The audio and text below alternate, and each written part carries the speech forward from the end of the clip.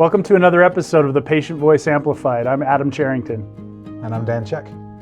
So happy to have with us today Dana Oakes, former senior healthcare executive who was a CEO and held other positions at HCA and a few other organizations, and currently a professional in residence in the MBA program at UVU. So Dana, welcome. Thank you very much. It's great to be here, Adam. I appreciate it. So happy to see you. We go way back. We've known each other for a long time. Indeed we do. It's wonderful to reconnect. I've been outside of Utah for a long time, and coming back after a dozen years and being able to be here with you is a real treat. Well, it's our pleasure to have you here. Thanks for joining us. And Dana, will you just share your background in healthcare and things you've been working on and how you got to where you are today? Sure. Well, I grew up around healthcare. So my father was a physician, his father was a physician, and I didn't want to go to medical school. So, but I really liked the idea of taking care of people. So I was a little lost for a while until I discovered that there was an intersection of business, which I also really liked, and healthcare. And I found healthcare administration and fell in love with the idea. And so I worked for a health insurance company for a little bit and saw that a hospital executive seemed to be kind of in the middle of a lot of things happening in healthcare. I went to graduate school at the University of North Carolina at Chapel Hill and did a master's of healthcare administration and then did a master of business administration, probably because I felt insecure that I wouldn't have enough knowledge of business because my undergrad degree was not in business. So I got both of those degrees and then was fortunate enough to start with HCA Healthcare. And HCA is, the largest hospital company in the United States. Was fortunate enough to work for them starting in the Bay Area in California at a hospital called Good Samaritan Hospital. And I was in an executive training program. So the goal there was to get all of us that were in that program to become chief operating officers within 3 to 5 years. And I started that role at Ogden Regional Medical Center here in Utah, and then went to Florida to become a chief executive officer there. And I was there with 2 different hospitals and was fortunate enough to work with JFK Medical Center, which is a large tertiary care center there. And we merged the hospital that I was in charge of, called West Palm Hospital, into JFK Medical Center. And we created one very large 2-campus, 717-bed medical center with lots of subspecialties. And it was a wonderful time. And then from there, I was promoted to University Hospital and Medical Center in Tamarack, which is now called Woodmont Hospital. And then during the pandemic, I was in charge of multiple hospitals with a smaller company called ERH Healthcare. And we operated 5 rural hospitals, 4 in Georgia, 1 in Texas, and a behavioral health facility in Las Vegas. So that's what I was doing through the pandemic, and then decided to come and try and give back at Utah Valley University. I guest spoke with them, I guess it was March of 2022, and they said, we're thinking about starting a healthcare emphasis in our MBA program. And I thought, that sounds amazing. Tell me more. So I was fortunate enough to be invited to interview for the position where I could give back and teach the MBA students. And we have a phenomenal class of MBA students in this emphasis. 4 of them currently are doing a doctorate of osteopathy, so they'll be physicians, and they're doing an MBA right along with it. So they'll concurrently graduate with a DO and an MBA. And then we have others with a myriad of experience in healthcare. So it's just, we have great discussions and a wonderful time. Yeah. Well, that's all we have time for, your resume. That's it for... I'm so sorry. I blabbed on too much. Fantastic. You're such a great listener, see, and that's a huge skill. It's a huge skill. If you can get people to listen, they'll talk and share things that are important to them, making them feel good. So you've done that for me. Thank you, Adam. You're welcome. And I totally meant that as a compliment. My goodness, I think you covered every time zone and so many different health systems there. That's quite the background. Talk a little bit more how this is growing at the education level. You've mentioned some things that are happening at UVU. It's a newer program, we understand. Yeah. And what's some of the focus and some of the type of experiences those students are having? So the students come with their experience, and a lot of them they're coming from work actually and doing this at night. They can do it concurrent. There's a lot of different models that UVU has for the MBA students. And so we're blessed to have them come with experience there. Okay. But the classroom experience is highly enriched because they share their experiences with others. In fact, built into my grading platform is how much they're able to share.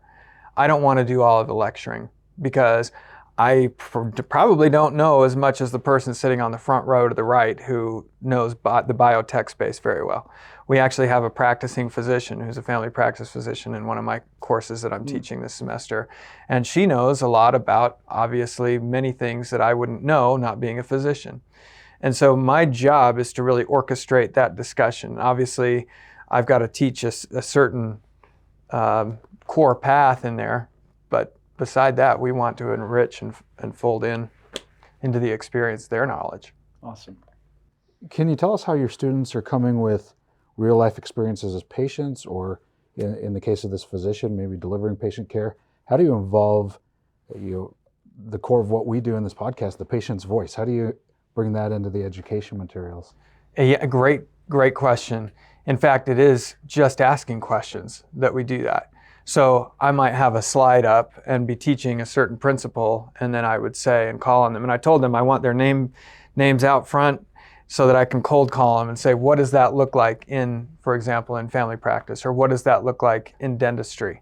We have somebody who's had a career in the dental profession. And so all of this brings out wonderful experiences. And I like to know what they got out of it. So they write essays sharing what they perceived and what they got out of it. Amazingly, none of those two essays are the same. They're all getting very enriched experience. Somebody might know what somebody else knows, but they didn't know what that third person over there knew, and they're all getting a lot from the dialogue with each other. I'd love to hear about how care shifted and some of the consumerism technologies that really exploded that you saw firsthand during the pandemic and such. Oh, Any thoughts you can share with our listeners on that? yeah. When the pandemic first hit, it was unreal how fast everybody had to pivot to telemedicine. I had by then left HCA, which was in a very good position, having a lot of technology, but I was out in the rural areas working with small rural hospitals that A, didn't have the financial ability to get things up immediately, and B, didn't have the personnel that were specialized in that. And we did the best we could. We went extremely rapidly for little rural hospitals on getting the technology up to speed inside of the facilities. We also had physician practices that got it up and running very quickly in the practice. Here was the problem. The consumer on the other end, the patient, often didn't have in those rural areas even broadband or some of those things. And I was really rather surprised at the low percentages of people that had that. And so that became a government kind of mandate in some of those counties to get better technology, specifically to the seniors who didn't have access to that. And that was the population we were most concerned about, especially with COVID.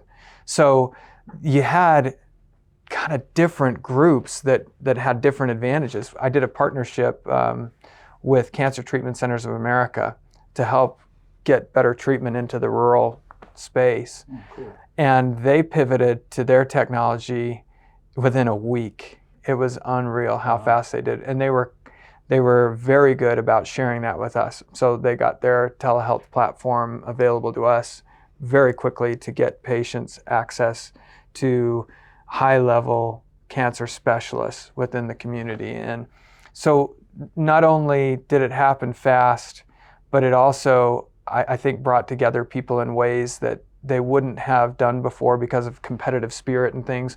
People set that aside and did amazing things during the pandemic. We had people flying lab specimens in private planes out of these small areas to Atlanta, just volunteering that kind of stuff. And that costs a fortune on fuel and things like that. But it was unreal, the spirit of volunteerism that we saw. You know, Dana, I find it fascinating when you talk about your experience in these rural communities during the pandemic. Something that I'm hearing more and more from provider organizations that I talk to is this focus on health equity right now. And you have so many underserved populations. Rural communities are one of those, where you talk about the technology barriers they have, the financial barriers they have. What did you see with health equity during that time period? And then also now, as you're teaching these students, and I assume that's a topic that's coming up in some of these discussions. I'd love your thoughts on just creating that experience for everybody. No, very much. It is difficult because we talk about social determinants of health and kind of the 5 ways that the federal government looks at social determinants of health. And certainly one of those is the poverty aspect. And it's real, and you see it along those urban-rural lines a lot. Though certainly people in urban areas can experience that poverty, but they're also in relatively close proximity to healthcare facilities. When you're at a great distance, and then you don't have the ability to travel to get there, and you don't have the technology, that puts you at a unique disadvantage. And so it's difficult. We found old technology to be some of the best, strangely, but communicating through phone calls saying, hey, we haven't seen you for this appointment, and just making outreach phone calls, just simple old-fashioned kinds of things to get people involved, and then trying to introduce them to the new platforms. Here's the website, go on here, we're going to make an appointment, walk people through that sort of thing. So there's a ton of education that needed to happen, but I felt like it went at warp speed. One of the technology platforms that we were talking with to try and adopt from a hospital perspective said that this had put their 5-year plan, strategic plan, finished it in about 6 months, So we were on warp speed for us, but it was complicated. Speaking of equity and solving some of those challenges, we heard a story about a health system Googling McDonald's locations for patients so they could have Wi-Fi and get on their telehealth visits. Wow. And like you said, it was a really heroic time. People were being creative and just reaching out any way they could. And I appreciate your example you shared. So, Dana, in this world of consumerism and there's no shortage of things on patient engagement that Dan and I are getting to and not getting to, right? How do we include patients more on where healthcare needs to go next regarding technology? Any thoughts on that? Yeah, it goes back to listening and really listening to the patients. And we think that we're good at it, but we're not. And I can tell you, just from an administrative standpoint, okay, and I'm not trying to cast shade on anybody, but it was startling to me how often we would do the right things clinically and get it so wrong from a communication standpoint. Here are a couple of instances. So I have my undergraduate degree. I mentioned that it was not in healthcare, and so I felt a little insecure and needed to get both an MBA and an MHA to sort of feel on par with everybody. Well, my undergrad degree came in handy later. It's an undergraduate degree in social work. I had a lot of classes on how to listen, how to start where the client is. That's kind of the first rule of social work. And so when I would get these patient complaints that would surface up, by the time they hit the CEO of the hospital, and in my last hospital in Florida, it was a 317-bed facility, so there's a lot going on. And if a patient complaint had gone all the way up through and somebody really wanted to speak to the CEO, there was something wrong that needed to be fleshed out. And what I would do is I would go back to those kind of listening 101 skills. And I realized most often that had the skills been there for everybody who had listened on the way up, who were very skilled clinically, but maybe missed the ability to just say, tell me more about what happened, and then repeat back to the patient. That's very interesting. I want to understand that more. I'm going to repeat back what you just said. And I would take notes, and then I would repeat back and say, did I get that right? And often there'd be more details, and they would further download, and I'd say, okay, so you just added this, this, and this. Did I get that right?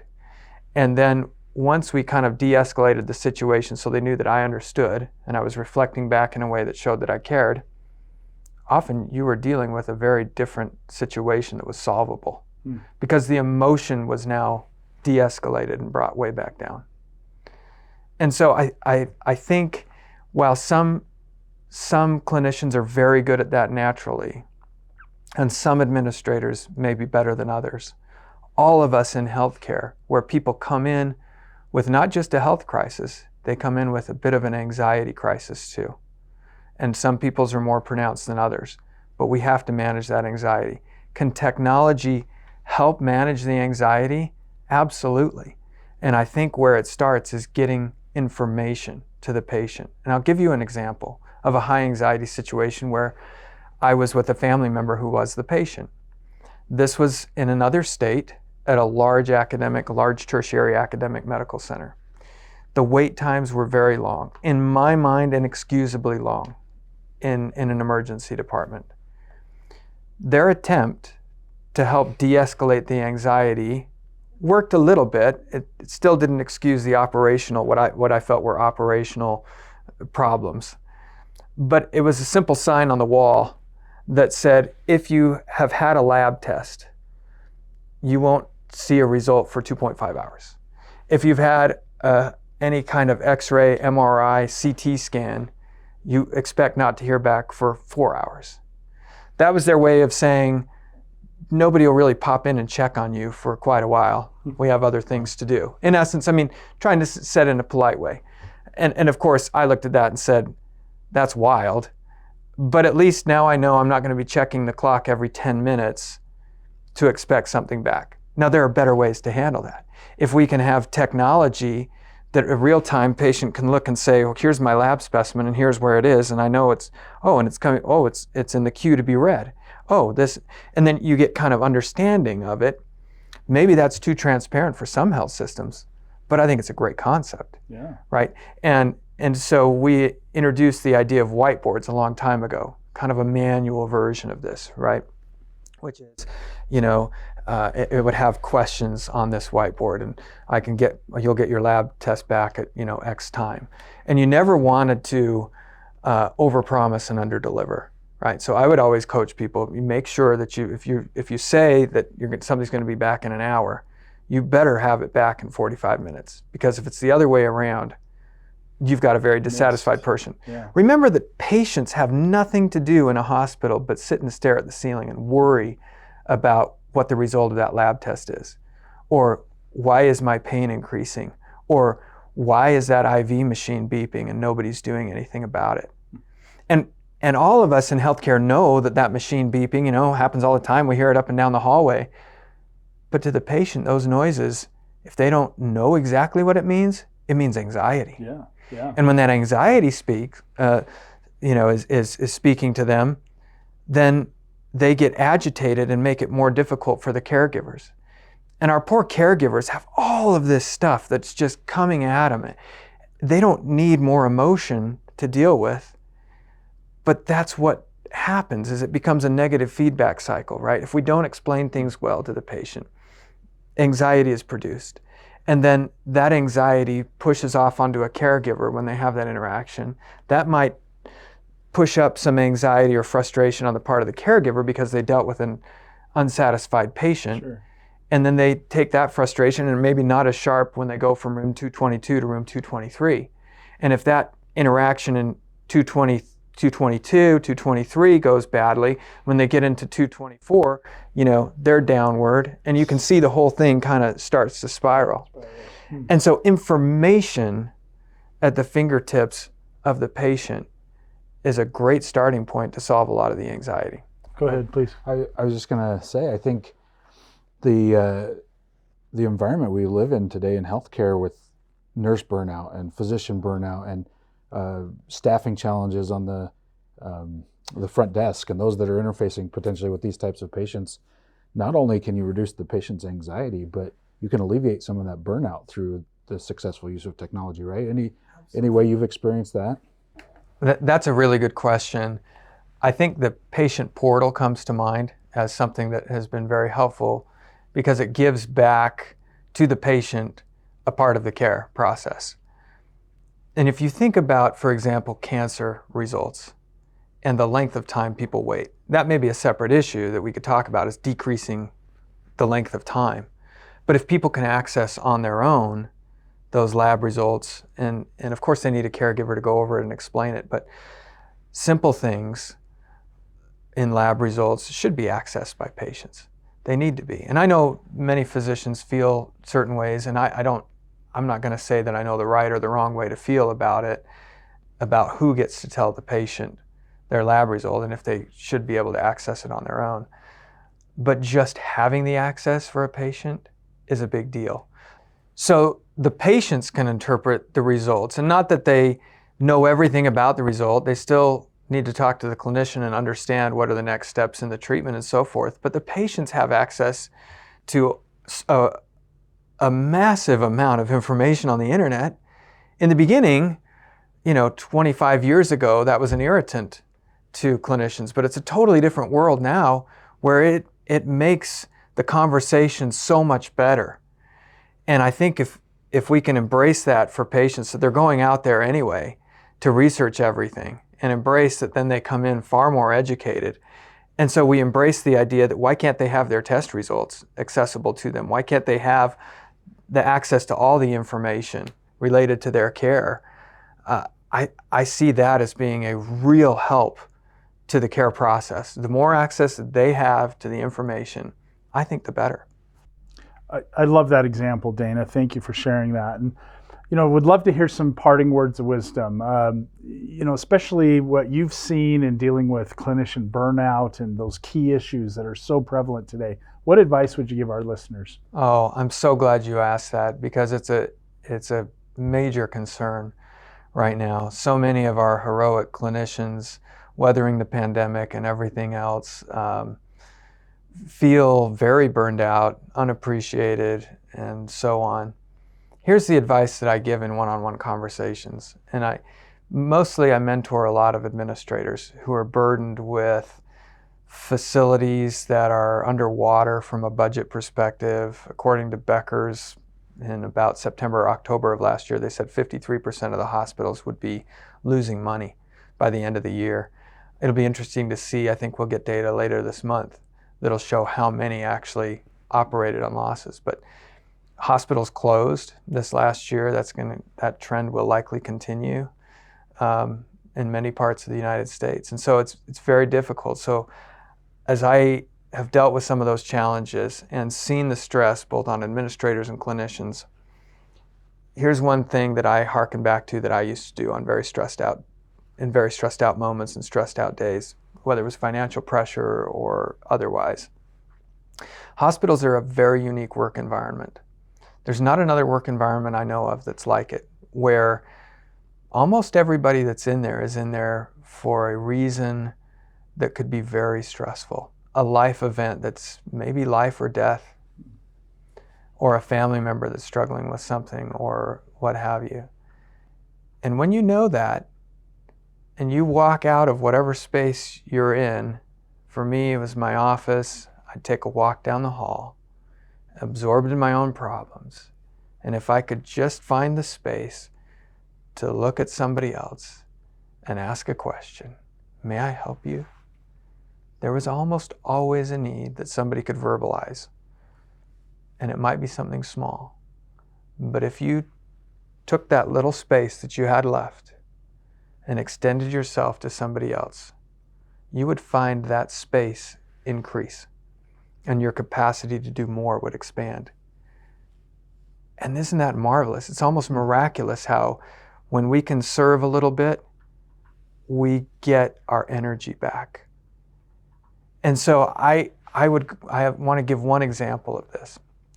One day I was really stressed out, and I had a volunteer who worked at the hospital, and I knew that her husband was very sick, and he'd just been admitted to the hospice unit. He was a World War II veteran. At the time, my son was training in voice at a special arts high school that they had in Florida.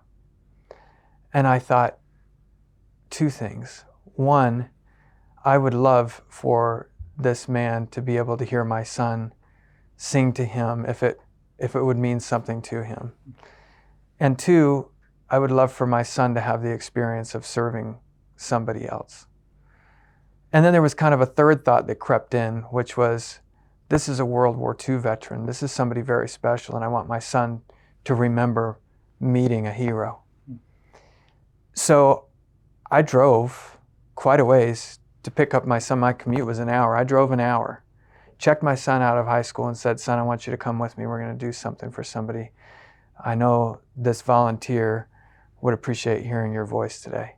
We drove back down, got at the bedside, and his dear wife just loved my son singing to her husband. And he kind of came to, he'd been a little bit out of it, but came to and appreciated and expressed his appreciation for that singing.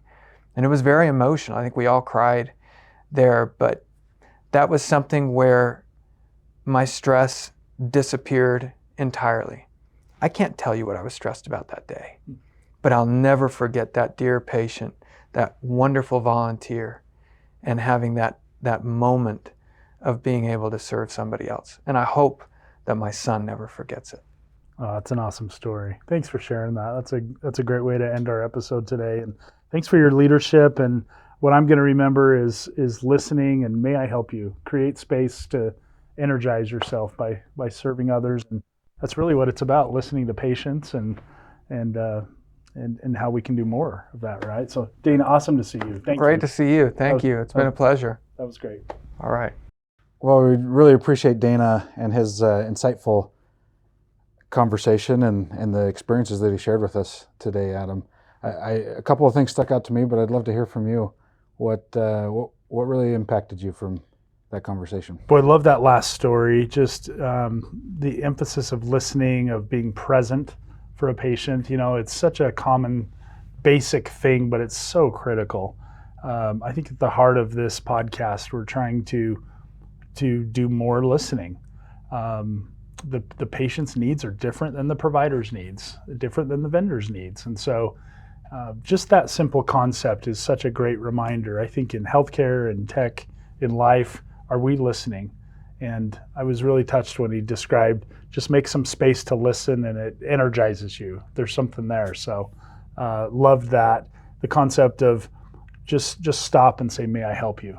And he obviously believes and lives that, and that was great. Anything, what jumped out for you? Actually, that last part you just mentioned, I really, not often in these podcast recordings that we do does it relate to us personally here in what we do. And I just thought, in my life where I'm under a lot of stress and a lot of things going on, how can I take an opportunity to help somebody else out? And maybe I can have an experience similar to Dana where the stress kind of washes away as you look outward instead of inward. And that concept of listening, this is a theme that's come up over and over again in this podcast. And we often focus on listening to the patients in regards to their needs with technology, but just listening to the patients as people and how are you? And then as healthcare administrators and IT professionals, how can you then layer technology onto that experience? We're already listening, you're already trying to create a great experience for the patients. Based on their needs, based on what you hear. So, and it reminds me of how we're trying to do more to listen to anything out there that's disruptive, emerging. There's a lot of technologies out there, and in fact, in the Bain Consulting report that we published, that class published with them, one of the key areas of concern for providers is their heads are swimming in so much technology, right? So I'd love for us to talk for a moment about these spotlight reports and what they are and why we're trying to do those. Do you want to describe for our audience what that is? Yeah, the genesis of these reports, a year or two ago at class, we held a roundtable discussion with a group of CIOs, and they were asking us to give them more quicker. They're inundated with technology requests and vendors coming across their plates. And oftentimes the historic class model was to wait until a vendor had a few dozen customers before we would start talking to them.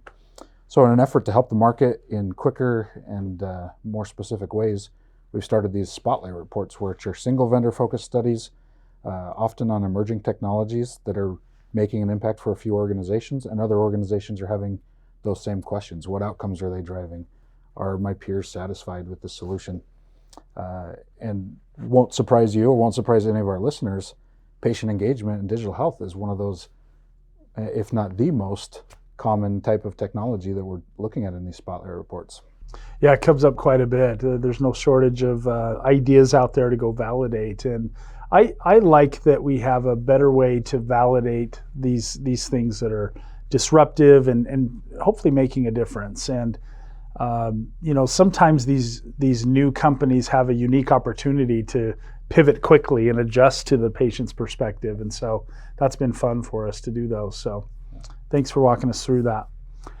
So speaking of those reports and how we're trying to validate more, I'd love to invite our listeners to reach out to your research director or research contact here at class.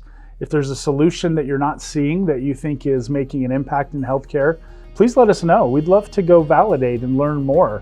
It's not slowing down, is it, Dan? There's so much happening, and you can always reach us at patientengagement@classresearch.com. And Dan, another episode. Thanks for being with us today.